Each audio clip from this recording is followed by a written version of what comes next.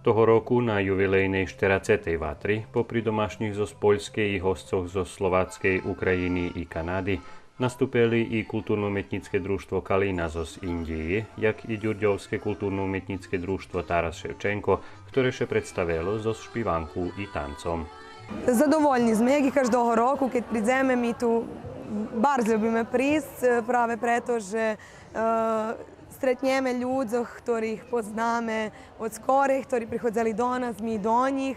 I to nam perše, co nam najbitnejše, ako šigi bardzo nam veljo znači. A tiž taky, že nastupame na takim jednim velikim festivalu. Každого року, keď god prídeme, vše še obradujeme i vše nam bude fino. A co še dotika toho ročного konkretno festivalu, fino organizovano, jak i vše.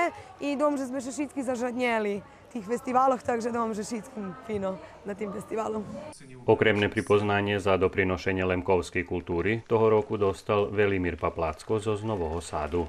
Vydatným dijačom kultúry každého roku še davajú také nahrady i skore i dostal Sojuz.